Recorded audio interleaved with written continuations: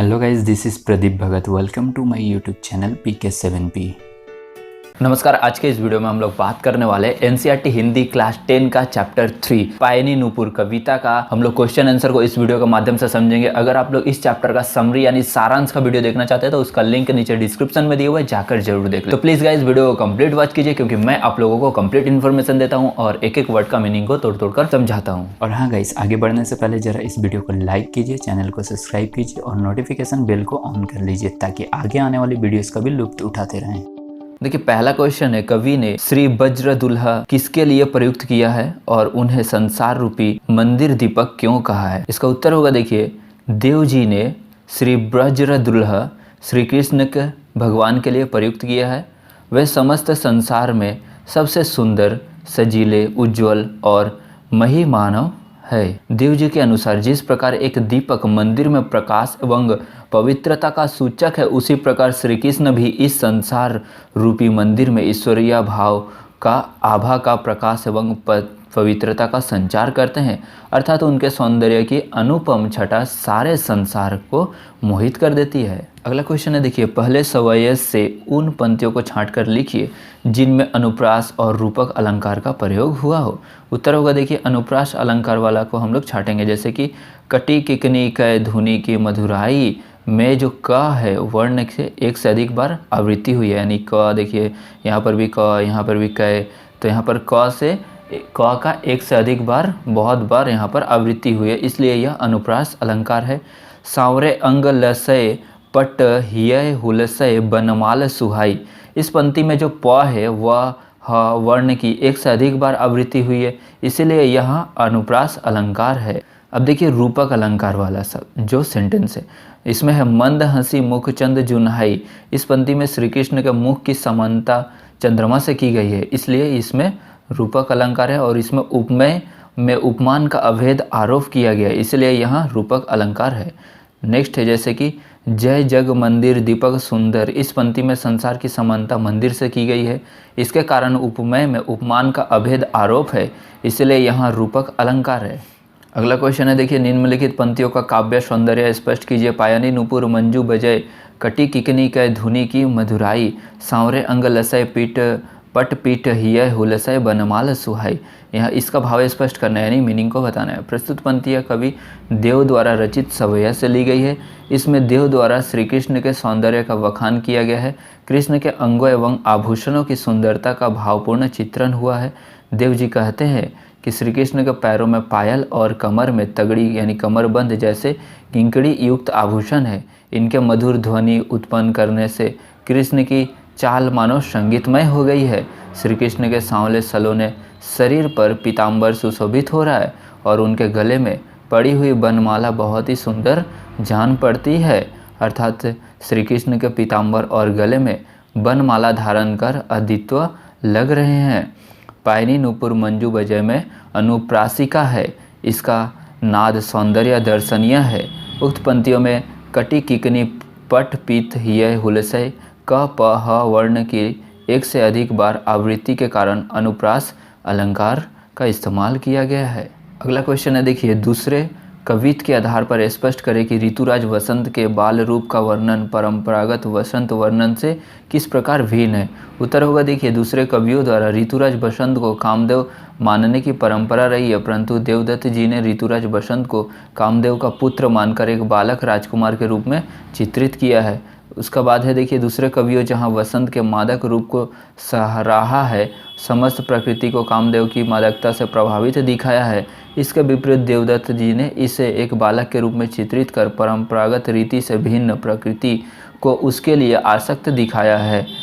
बस अगला होगा, देखिए, वसंत के परंपरागत वर्णन में फूलों का खिलना, ठंडी हवाओं का चलना, नायक नायिकाओं का मिलना, झूले झूलना आदि का होता है, परंतु इसके विपरीत देवदत्त जी यहाँ प्रकृति का चित्रण ममताई माँ के रूप में किया है। कवि देव ने समस्त प्राकृतिक उपादानों को बालक वसंत के लालन पालन में सहायक बताया है। इस आधार पर कहा जा सकता है कि ऋतुराज बसंत के बाल रूप का वर्णन परंपरागत वसंत के वर्णन के समर्थ भिन्न है। उसका बाद देखिए, अगला क्वेश्चन है, प्रातः ही जगाओ गुलाब चटकी दय, इस पंक्ति का भाव स्पष्ट कीजिए। उत्तर होगा देखिए, प्रस्तुत पंक्तियाँ देवदत्त द्विवेदी द्वारा रचित सवय से ली गई है। इसमें बसंत रूपी बालक का प्रकृति के माध्यम से लालन पालन कर दर्शाया गया है। इस पंक्ति के द्वारा कवि ने बसंत की सुबह के प्राकृतिक सौंदर्य का वर्णन किया है। बसंत ऋतु को राजा कामदेव का पुत्र बताया गया है। बसंत रूपी बालक पेड़ की डाल रूपी पालने में सोया हुआ है। प्रातः काल होने पर उसे गुलाब का फूल चुटकी बजाकर जगा रहा है। तात्पर्य यह है कि बसंत में प्रातः ही चारों ओर गुलाब खिल जाते हैं। अगला क्वेश्चन है देखिए, चांदनी रात की सुंदरता को कवि किन किन रूपों में देखा है। उत्तर होगा, देवदत्त जी आकाश में चांदनी रात की सुंदरता अपनी कल्पना के माध्यम से निम्नलिखित रूपों में देखते हैं। पहला है, पूर्णिमा की रात में धरती और आकाश में चांदनी की आभा इस तरह फैलती है जैसे स्पष्टिक यानी क्रिस्टल नामक शिला से निकलने वाली दूधिया रोशनी संसार रूपी मंदिर को प्रकाशित कर रही है। देव की नज़रें जहाँ तक जाती है उन्हें वहाँ तक बस चांदनी ही चांदनी नजर आती है। ऐसा प्रतीत होता है मानो धरती पर दही का समुद्र हिलोरे ले रहा हो। देवदत्त के अनुसार चांदनी रूपी दही का समंदर समस्त आकाश में उमड़ता हुआ सा नज़ारा आ रहा है। अगला होगा देखिए, धरती पर फैली चांदनी की रंगत फर्श पर फैले दूध के झाग के समान उज्ज्वल है तथा उसकी स्वच्छता और स्पष्टता दूध के बुलबुले के समान झीनी और पारदर्शी है। चौथा है देखिए, कवि देव जब चांदनी रात में आकाश को निहारते हैं तो उन्हें ऐसा भ्रम होता है मानो आकाश के तारे नायिका का वेश धारण कर अपनी सुंदरता की आभा को समस्त आकाश में बिखेर रहे हैं। अगला क्वेश्चन होगा देखिए, प्यारी राधिका को प्रतिबिंब शो लागत चंद इस पंक्ति का भाव स्पष्ट करते हुए बताए कि इसमें कौन सा अलंकार है। उत्तर होगा देखिए, चंद्रमा सौंदर्य का श्रेष्ठ उच्चतम उदाहरण है, परंतु कवि ने राधिका की सौंदर्य को चांद की सुंदरता से श्रेष्ठ दर्शाया है तथा चांद के सौंदर्य को राधिका का प्रतिबिंब मात्र बताया है। कवि कहना चाहते हैं कि राधिका की सुंदरता और उज्ज्वलता अपरंपरा है। यहाँ चांद के सौंदर्य की उपमा राधा के सौंदर्य से नहीं की गई है बल्कि चांद को राधा से हीन बताया गया है, इसलिए यहाँ व्यतिरेक अलंकार है और उपमा अलंकार नहीं है। अगला क्वेश्चन होगा देखिए, तीसरे कवित्व के आधार पर बताइए कि कवि ने चांदनी रात की उज्ज्वलता का वर्णन करने के लिए किन किन उपमानों का प्रयोग किया है। उत्तर होगा देखिए, कवि ने चांदनी रात की उज्ज्वलता का वर्णन करने के लिए स्पष्टिक शिला से बने मंदिर का, दही के समुद्र का दूध जैसे झाग, मोतियों की चमक और दर्पण की उज्ज्वलता आदि उपमानों का प्रयोग किया है। कवित्व की सुंदरता में 4 चांद लगा दिए गए हैं। नेक्स्ट क्वेश्चन है, पठित कविताओं के आधार पर कवि देव की काव्यगत विशेषताएं बताइए। उत्तर होगा देखिए, रीतिकालीन कविताओं में देव को अत्यंत प्रभावशाली कवि माना जाता है। देव की काव्यगत विशेषताएं निम्नलिखित है।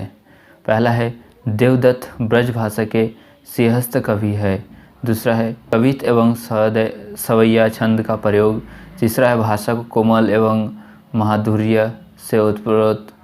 चौथा है, कविदत्त ने प्रकृति चित्रण के विशेष महत्व दिया है।